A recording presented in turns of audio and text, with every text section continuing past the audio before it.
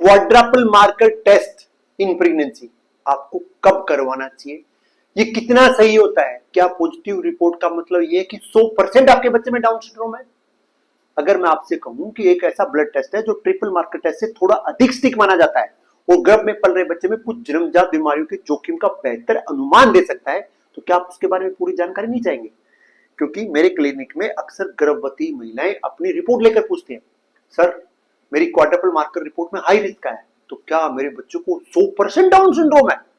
और कुछ पेशेंट पूछते हैं, सर ट्रिपल मार्कर टेस्ट और क्वाड्रपल मार्कर टेस्ट में आखिर क्या फर्क है दोनों में और मुझे कौन सा कराना चाहिए और क्यों कराना चाहिए? तो सबसे बड़ा सवाल, अगर आजकल एनआईपीटी उपलब्ध है तो क्वाड्रपल मार्कर टेस्ट कराने की जरूरत क्यों पड़ती है? अगर आपके मन में भी ऐसे सवाल हैं तो अगले कुछ मिनट की वीडियो आपके लिए बहुत इंपॉर्टेंट होने वाले हैं, क्योंकि आज हम बहुत आसान भाषा में समझेंगे कि क्वाड्रपल मार्कर टेस्ट क्या होता है, ये कब किया जाता है, इसमें कौन से मार्कर देखे जाते हैं, किन बीमारियों का जोखिम इससे पता चलता है, इसकी सटीकता कितनी है और रिपोर्ट आने के बाद आपको क्या करना चाहिए। तो नमस्कार, मैं हूं डॉक्टर सुनील चौधरी, गायनिकोलॉजिस्ट, और लास्ट 13 ईयर से मैं इस फील्ड में काम कर रहा हूं। करते हैं शुरुआत डायरेक्ट टॉपिक की। सबसे पहले ये क्वाड्रपल मार्कर टेस्ट क्या है? क्वाड्रपल मार्कर टेस्ट एक स्क्रीनिंग टेस्ट है, इंपॉर्टेंट। ये एक स्क्रीनिंग टेस्ट है, ये सिर्फ संभावना बताएगा कि बच्चे में एबनॉर्मलिटी होने का संभावना है या नहीं। ये डायग्नोस्टिक टेस्ट नहीं है। डायग्नोस्टिक टेस्ट सीधा हाँ या ना में आंसर करता है कि प्रॉब्लम है या नहीं है, तो ये डायग्नोस्टिक टेस्ट नहीं, ये एक स्क्रीनिंग टेस्ट है। यानी ये नहीं बताएगा कि बच्चे में बीमारी है या नहीं, केवल ये बताएगा कि आपके बच्चे में बीमारी होने का जोखिम है या नहीं।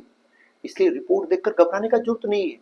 मैं ये वीडियो इसीलिए बना रहा हूं कि आप लोग डरो मत। आपको अगर नॉलेज होगा तो आप डरोगे नहीं, आपको चीजें पता होनी चाहिए कि रियलिटी में क्या होता है। तो नेक्स्ट क्वेश्चन, ये टेस्ट कब करवाया जाता है सर क्वाड्रपल मार्कर? तो क्वाड्रपल मार्कर टेस्ट नॉर्मली 15वें सप्ताह से 22वें सप्ताह के बीच में किया जाता है, लेकिन अगर सही उपयुक्त समय की बात करें तो 16वें सप्ताह से 18वां सप्ताह उपयुक्त माना गया है। यदि आपने फर्स्ट ट्राइमेस्टर में डबल मार्कर टेस्ट नहीं कराया है तो डॉक्टर कई बार आपको दूसरी तिमाही में क्वाड्रपल मार्कर टेस्ट कराने की सलाह देते हैं। तो अभी आपके दिमाग में आ रहा होगा, सर इसको क्वाड्रपल मार्कर क्यों बोलते हैं? इस टेस्ट का नाम क्यों है क्वाड्रपल मार्कर?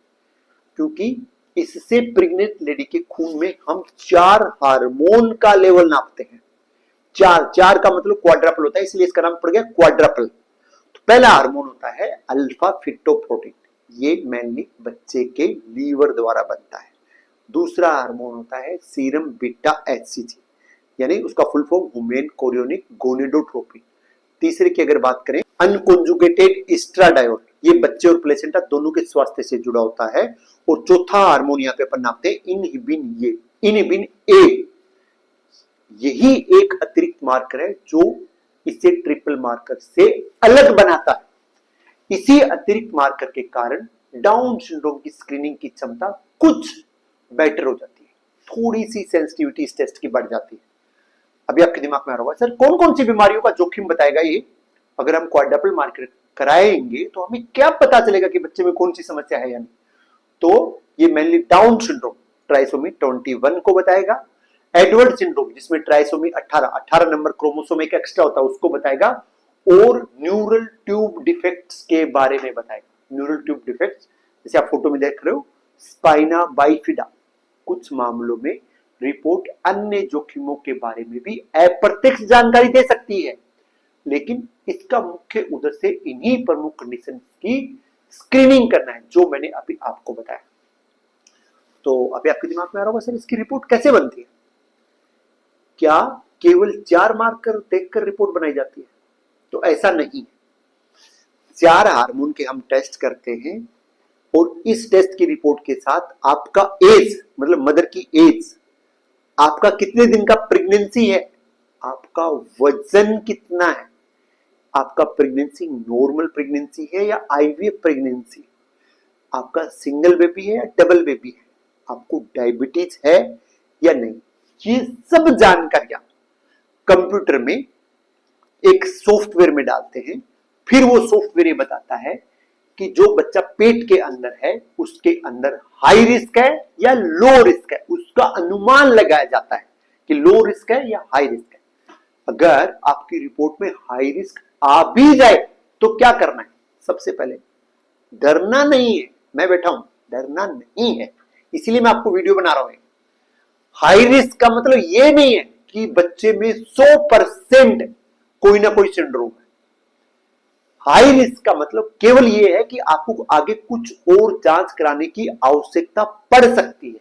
आपके डॉक्टर आपकी पूरी रिपोर्ट, अल्ट्रासाउंड और मेडिकल हिस्ट्री देखकर आपको आगे की सलाह देंगे। ऐसे केस में आप अपने डॉक्टर से मिलें। आगे कौन कौन सी जांच आपको डॉक्टर सलाह दे सकते हैं, वो आपकी स्थिति के अनुसार आपको सलाह देंगे।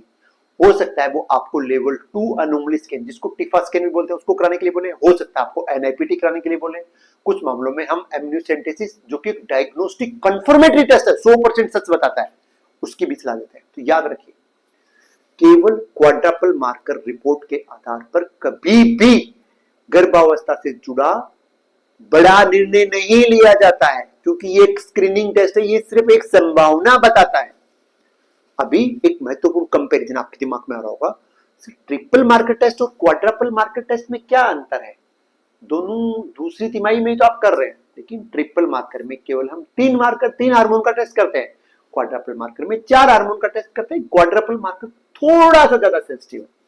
इसी कारण डाउन सिंड्रोम की पहचान करने की क्षमता क्वाड्रपल मार्कर में थोड़ी सी ज्यादा है कंपेयर टू ट्रिपल मार्कर। यही वजह है कि आजकल कई लैब्स ट्रिपल मार्कर टेस्ट की बजाय क्वाड्रपल मार्कर टेस्ट को प्राथमिकता देते हैं। और एक नया सवाल, क्वाड्रपल मार्कर टेस्ट और एनआईपीटी में कौन सा बेहतर है? क्वाड्रपल मार्कर और एनआईपीटी में कौन सा टेस्ट बेहतर है? यदि केवल स्क्रीनिंग टेस्ट की सटीकता की बात करें, मतलब रिपोर्ट के सही होने के प्रोबेबिलिटी की बात करें, तो एनआईपीटी सबसे अधिक सेंसिबल टेस्ट है, सबसे ज्यादा अच्छा स्क्रीनिंग टेस्ट है। आसान तुलना में समझे तो एनआईपीटी सबसे ज्यादा बेस्ट है, 99% से ज्यादा उसका सेंसिटिविटी है। डबल मार्कर सिर्फ 80 से 85% मामलों में डाउन सिंड्रोम की पहचान कर सकता है। ट्रिपल मार्कर तो सिर्फ 65 to 75% और क्वाड्रपल मार्कर टेस्ट सिर्फ 75 to 85% तक ही कर सकता है। अभी आपको मान लो कि आपको कार खराब हो गया, तो आप कौन से मैकेनिक से ठीक कराओगे? एक मैकेनिक 99% गारंटी के साथ ठीक करके दे रहा है, दूसरा 80%, तीसरा 70%। तो ऑब्वियसली आप 99% वाले मैकेनिक से आप गाड़ी का ठीक कराओगे ना। तो हमें बच्चे का जांच कराना है ना, तो कौन सा सटीकता वाला टेस्ट आप कराना प्रेफर करोगे? जरूर कमेंट में बताइए क्यों प्रेफर। लेकिन क्या एनआईपीटी ये अंतिम टेस्ट है? नहीं, ये बात और भी महत्वपूर्ण है। एनआईपीटी एक स्क्रीनिंग टेस्ट है। मान लो अगर एनआईपीटी में भी हाई रिस्क आ जाए, तो उसको कंफर्म करने के लिए हम या तो कोरियोनिक विलाई सैंपलिंग या amniocentesis, most of the case में हम एम्नियोसेंटेसिस करने के लिए ही बोलते हैं। इसके बारे में मैंने डिटेल से वीडियो बनाया, वो देख सकते हैं आप। और एम्नियोसेंटेसिस एक डायग्नोस्टिक टेस्ट है, वो सीधा बताता है यस और नो, बच्चे में प्रॉब्लम है या नहीं है, कोई प्रोबेबिलिटी का लफड़ा नहीं वहां पे। फिर अभी आपके दिमाग में आ रहा होगा, सर तो फिर क्वाड्रपल मार्कर आज भी क्यों किया जाता है?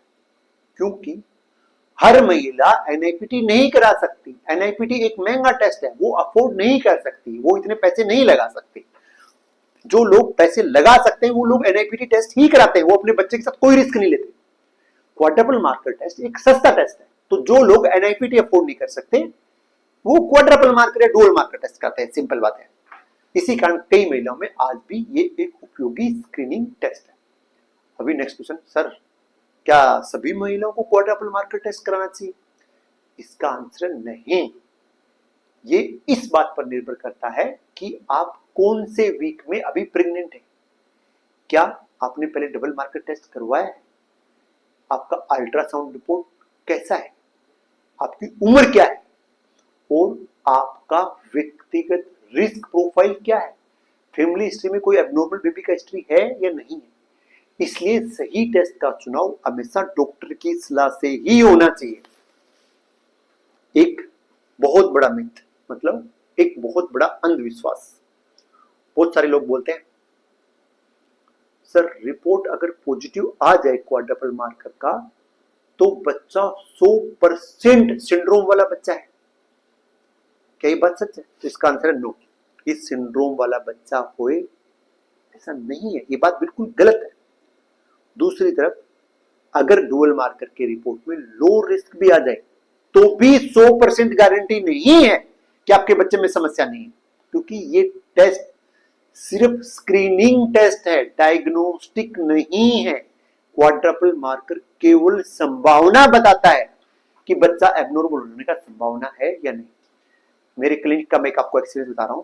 अक्सर रिपोर्ट आने के बाद पूरा परिवार इंटरनेट पे खोज करना शुरू कर देता है। कई लोग बिना डॉक्टर से मिले घबरा जाते हैं, घर में रोना धोना सब स्टार्ट हो जाता है, रिश्तेदारों को फोन कर देते हैं। लेकिन वास्तविकता ये है कि हाई रिस्क रिपोर्ट आने वाली अधिकांश महिलाओं के बच्चे जांच के बाद पूरी तरीके से नॉर्मल पाए जाते हैं। इसलिए रिपोर्ट देखकर घबराने की बजाय सही विशेषज्ञ से सलाह लेना सबसे समझदारी की बात है। आज के वीडियो की अगर मैं आपको 5 महत्वपूर्ण बात बताऊं तो पहले, क्वाड्रपल मार्कर एक स्क्रीनिंग टेस्ट है, डायग्नोस्टिक नहीं है, ये याद रखें। क्वाड्रपल मार्कर सिर्फ संभावना बताएगा, संभावना है या नहीं है, बस ये बताएगा। दूसरा, 15 से 22 वीक के बीच में ये किया जाता है। तीसरा, इसके अंदर 4 मार्कर्स की जांच होती है। और अगर चौथे इंपोर्टेंट बात की बात करें तो ट्रिपल मार्कर की तुलना में क्वाड्रपल मार्कर थोड़ा सा अच्छा टेस्ट है। और 5वें की बात करें, सबसे बेस्ट टेस्ट की, स्क्रीनिंग टेस्ट की बात करें तो एनआईपीटी का कोई कंपैरिजन ही नहीं है, वो 99% सेंसिटिव है।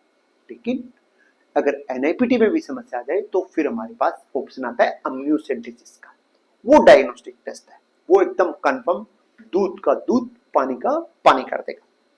अगर आपने अपनी गर्भावस्था में क्वाड्रपल मार्कर टेस्ट या एनआईपीटी या डुअल मार्कर या ट्रिपल टेस्ट कराया है तो कमेंट में जरूर बताएं, और ये भी बताएं कि आपकी रिपोर्ट में हाई रिस्क आया है, लो रिस्क आया है। अगर ये वीडियो आपको उपयोगी लगी हो तो इसे उन सभी प्रेग्नेंट लेडीज तक जरूर पहुंचाएं जो इन टेस्टों को लेकर उलझन में है। सही जानकारी अनावश्यक डर को कम करती है और सही समय पर सही निर्णय लेने से मदद करती है। अगली वीडियो में हम विस्तार से बात करेंगे एनआईपीटी टेस्ट के बारे में, that is non invasive prenatal test. ये कैसे किया जाता है, किन महिलाओं के लिए सबसे अधिक उपयोगी है, इसकी सटीकता कितनी है और किन परिस्थितियों में इसके बाद भी अम्नियोसेंटेसिस की आवश्यकता पड़ सकती है। अगर आपने इस वीडियो से अगर एक भी काम की बात सीखी है तो आपको जरूर ये चैनल सब्सक्राइब करना चाहिए ताकि आप ऐसी यूजफुल इंफॉर्मेशन से अपडेट रहें। और अगर आप अपडेट रहोगे तो आपको डर नहीं लगेगा प्रेगनेंसी में। सेकंड, आपको पता रहेगा कि आपको करना क्या है, आप निर्णय ले पाओगे, आप इधर उधर से गलत जानकारी गलत भ्रम के चक्कर में नहीं रहोगे, मिस गाइड नहीं होगे, ये मेरा गारंटी है। तो सब्सक्राइब जरूर करें। अगर आपके परिवार में कोई भी, आपकी सिस्टर, आपकी वाइफ या आपकी कोई रिलेटिव या आपकी बेटी प्रेग्नेंट है तो उसके साथ ये जरूर शेयर करें ताकि उसको भी सही जानकारी पता चले। तो नमस्कार, मिलते हैं नेक्स्ट वीडियो में। तब तक मोटिवेट रहें, अपने बच्चे का ध्यान रखें।